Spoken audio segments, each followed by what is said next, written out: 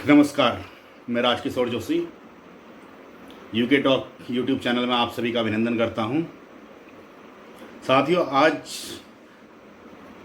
हम आपके बीच एक ऐसे कानून के बारे में बात करेंगे जो लोक सेवकों, सरकारी कर्मचारियों के आचरण और व्यवहार से संबंधित है। आज हम बात कर रहे हैं भारतीय दंड संहिता की धारा 166 की। आपने अक्सर देखा होगा कि लोग आमतौर पर सरकारी कार्यालयों में, सरकारी दफ्तर में, सरकारी कर्मचारी के पास, लोक सेवक के पास जाने से कतराते हैं, घबराते हैं। वो कोशिश करते हैं कि इनसे जितना बचा जा सके उतना बेहतर है। जबकि लोक सेवक जो सरकारी कर्मचारी है, उसका कर्तव्य है कि वह अपना काम सही ढंग से करे, विधि के अनुसार करे, आपके साथ सही आचरण करे, सही व्यवहार करे। धारा 166 कहती है कि कोई भी सरकारी कर्मचारी, लोक सेवक, चाहे वो किसी भी रैंक का हो, जो दूसरे को क्षति पहुंचाने के इरादे से कानून का उल्लंघन करता है, उसे 1 वर्ष के कारावास या जुर्माने से दंडित किया जाएगा। आपने कई बार देखा होगा रोड किनारे, सड़कों पर रेडी पटरी लगाने वाले निगम के कर्मचारी आते हैं, डंडा मार देते हैं। पुलिस कर्मचारी आते हैं, डंडा मार देते हैं। निगम आता है, ठेली पलटा देता है। तो ये उनके आचरण के विपरीत है। ये गलत व्यवहार है, गलत आचरण है, विधि के विरुद्ध कार्य है। 166 के अंतर्गत ये कार्य विधि की अवहेलना है। आपने कई बार देखा होगा सरकारी कार्यालयों में, दफ्तरों में एक बोर्ड लगा रहता है कि भैया सरकारी कर्मचारी के साथ दुर्व्यवहार करने पर ये सज़ा, सरकारी कर्मचारी के साथ गलत आचरण करने पर यह सज़ा, सरकारी काम में बाधा पहुंचाने पर यह सज़ा। मगर किसी कार्यालय में ऐसा बोर्ड नहीं देखा होगा, कम से कम मैंने तो नहीं देखा ऐसा बोर्ड जिसमें कि ऐसा लिखा हो कि सरकारी कर्मचारी के, लोक सेवक के कर्तव्य जो आम जनता है, आम जनमानस है, उनके प्रति कि उसे अपना कार्य कैसे करना है। और अगर वह अपना काम सही से नहीं कर रहा है, अपने कर्तव्यों का सही से पालन नहीं कर रहा है, सही आचरण नहीं कर रहा है, सही व्यवहार नहीं कर रहा है, तो उसके लिए क्या प्रावधान है, क्या सज़ा का प्रावधान है, कानून क्या कहता है। तो इसलिए आपको इस कानून की जानकारी होना बहुत आवश्यक है कि जब भी कोई लोक सेवक, सरकारी कर्मचारी किसी व्यक्ति को क्षति पहुंचाने के इरादे से, मनसा से कोई दुर्व्यवहार करता है, कोई ऐसा आचरण करता है, तो वो इस धारा के अंतर्गत दोषी है। तो अब बात करते हैं इसी धारा में 166 में, इससे आगे का 166A। जो 166A जो धारा है, ये धारा बहुत ही खतरनाक धारा है। ये कानून की सबसे खतरनाक धाराओं में से एक धारा है। और यह जो धारा है, यह मुख्यतः पुलिसकर्मियों, पुलिस अधिकारियों के आचरण व्यवहार से संबंधित है। 166A ये क्या कहती है? ये कहती है कि जो कोई लोक सेवक होते हुए विधि के अधीन आदेशों की अवज्ञा करेगा, विधि के जो नियम हैं, विधि के जो आदेश हैं, उनका उल्लंघन करेगा, दोषी होगा।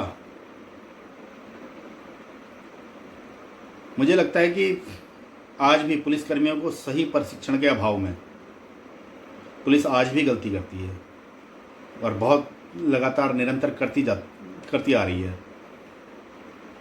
अक्सर देखा जाता है कि पुलिस प्रभाव में, दबाव में या अन्य किसी कारणों से गलती कर जाती है, या जानबूझकर कर देती है, या मनसा के साथ कर देती है।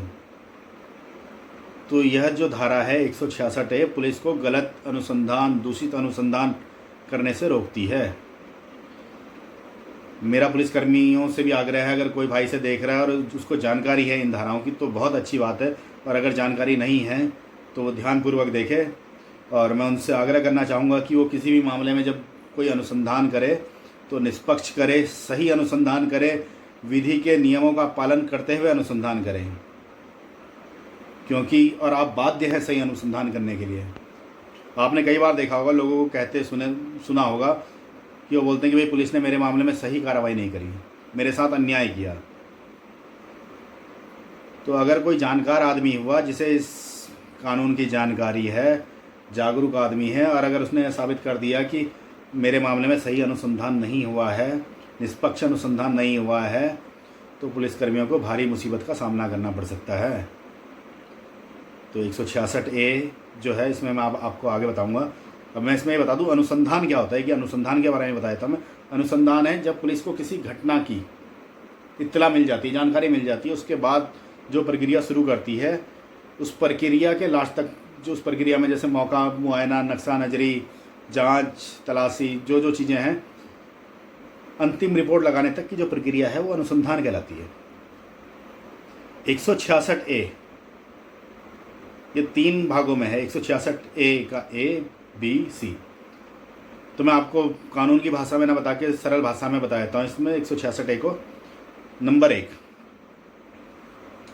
ये लोक सेवक की उपस्थिति के संबंध में है। ये कहती है कि यदि कोई लोक सेवक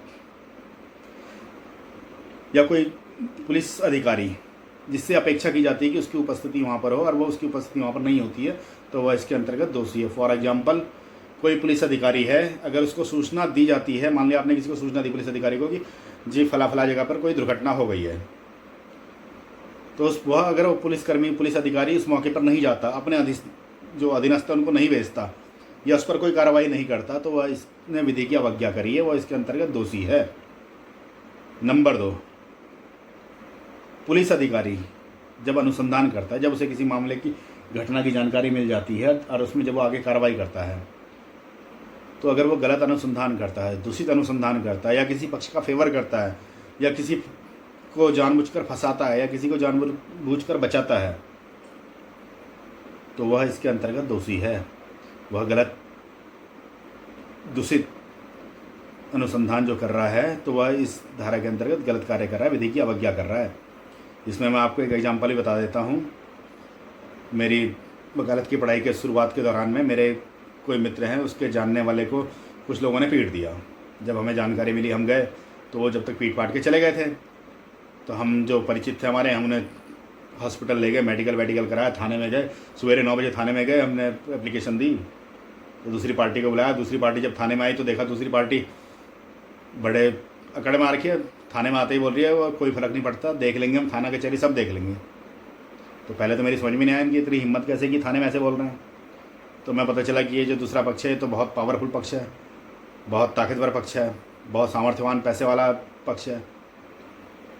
तो सुबह 9 बजे से हम पुलिस को बोल रहे, पुलिस कह रहे हम कर रहे हैं। शाम को 5 बज गए, देखा 5 बजे तक कुछ नहीं हुआ।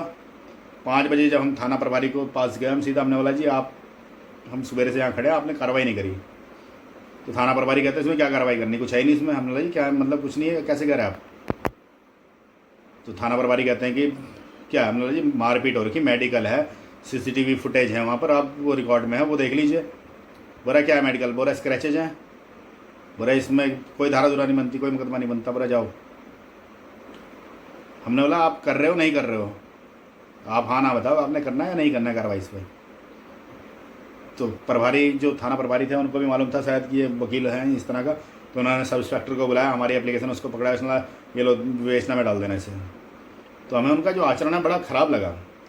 हमने भी सब इंस्पेक्टर साहब से बोला कि हमारी एप्लीकेशन दे दो, कोई बात नहीं, हम दोबारा नहीं आएंगे थाने में, अगर हमसे हो सकता होगा तो हम कर लेंगे, नहीं होगा तो कोई बात नहीं, हम भी मान लेंगे। हमने एप्लीकेशन ली, हम चल दिए। 10 मिनट में हमारे पास फ़ोन आ जाता है कि यहाँ थाने आ जाओ, हाँ दूसरी पार्टी बिठा रखी है हमने, यहाँ आ जाओ, जल्दी आ जाओ। आया तो जब हम थाने गए दोबारा, तो फिर उसके बाद देखा उसमें मामले में कार्रवाई आगे बढ़ी, क्योंकि थाना प्रभारी को लगा कि भाई इस मामले में आगे हो सकता है, वकील हैं, इनको जानकारी हो सकती है। तो आपको जानकारी होनी चाहिए इस चीज़ की। अगर आपको जानकारी है तो पुलिसकर्मियों को भारी मुसीबत में आ जाएंगे अगर वो इस तरह विधि की अवज्ञा करते हैं।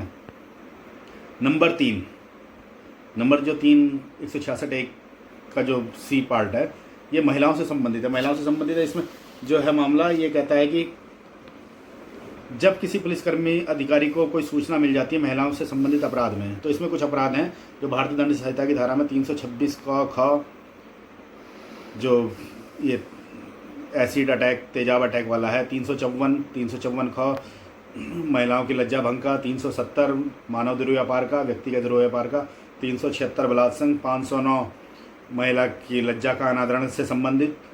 इन मामलों में जब किसी पुलिस अधिकारी को, कर्मचारी को सूचना मिल जाती है ऐसे अपराध की और उसके बाद वह इसमें कार्रवाई करने में असफल रहता है, तो वह विधि की अवज्ञा करता है।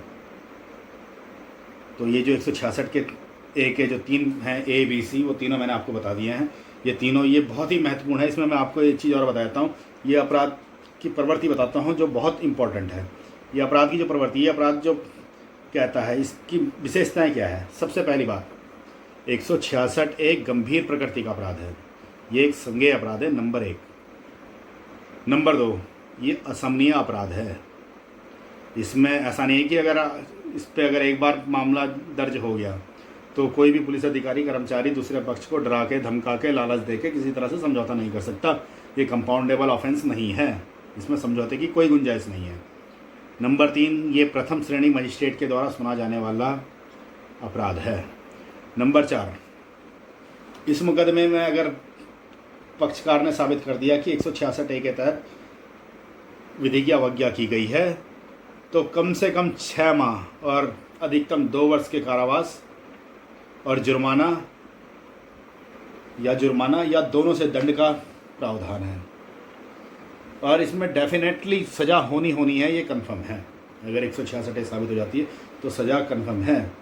और अगर किसी पुलिसकर्मी को 6 माह तो दूर की बात है, अगर 1 दिन की भी सज़ा हो गई तो समझ लो तो उसकी तो वर्दी गई। इतनी खतरनाक धारा है ये, इसमें कार्रवाई करना आवश्यक है। और सबसे बड़ी बात इसमें ये जो 197 धारा है CRPC की, ये लागू नहीं होती। इसमें 197 जो धारा है ये कहती है कि किसी भी लोक सेवक सरकारी कर्मचारी, चाहे वो केंद्र का हो, राज्य का हो, अगर वो अपने सेवा काल में कोई ऐसा आचरण करता है, ऐसा कोई दुर्व्यवहार करता है, गलत कार्य कर देता है, तो उसके खिलाफ कोई मामला करने से पहले सरकार से अनुमति लेनी आवश्यक है। मगर 166A एक ऐसी धारा है जिसमें 197 लागू नहीं होती। इसमें आपको इसमें अभियोग चलाने के लिए किसी सरकार से अनुमति की आवश्यकता नहीं है। तो ये एक ऐसी धारा है। और इसमें क्या कहते हैं, इस धारा में एक प्रावधान और बता देता मैं।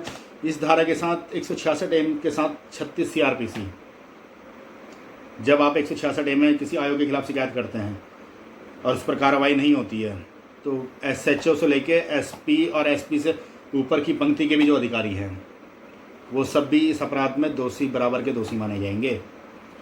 क्योंकि जो अंतिम रिपोर्ट लगती है उसमें अनुसंधान में, किसी भी अनुसंधान में, तो वो उसके जो थाना प्रभारी होता है उससे ऊपर की पंक्ति के अधिकारी के उसमें हस्ताक्षरों से उसमें FR या चालान या जो भी आरोप पत्र तय होते हैं उसके बाद ही जाते हैं। तो वो उसका करते हुए केवल ये नहीं है कि वो खाली साइन कर दे, उसको मालूम होना चाहिए इसमें सही अनुसंधान हुआ है या नहीं हुआ है, क्या है क्या नहीं, उसको मामले की जानकारी होनी चाहिए। तो इसलिए 36 CRPC के तहत इसमें वे अधिकारी भी दोषी होंगे जो कि इससे ऊपर की पंक्ति के अधिकारी हैं। SP से ऊपर के अधिकारी, ये सब इसमें अपराध में दोषी, उन सब के खिलाफ भी इसमें कार्रवाई की जा सकती है। अब 166B, ये जो धारा है, ये धारा चिकित्सीय क्षेत्र से संबंधित है। ये धारा जो कहती है, सरल भाषा में बताता हूँ मैं, कोई भी चोटिल व्यक्ति जब किसी चोटिल व्यक्ति को किसी सरकारी, केंद्रीय, राजकीय, निकाय, अर्ध सरकारी किसी भी चिकित्सालय में लेकर जाया जाता है तो वहाँ पर जो सरकारी कर्मचारी हैं, लोक सेवक हैं, उनका कर्तव्य है कि उसे त्वरित उपचार दिया जाए। अगर वो ऐसा करने में असफल होते हैं, ऐसा नहीं करते हैं, तो वह इस कानून की अवज्ञा करते हैं, इस कानून की अवहेलना करते हैं। और इस कानून की अवहेलना के तहत उनके ऊपर भी 1 वर्ष के कारावास और जुर्माना या दोनों से दंड का प्रावधान है। तो आज आपको धारा 166A, 166B के बारे में जानकारी दी।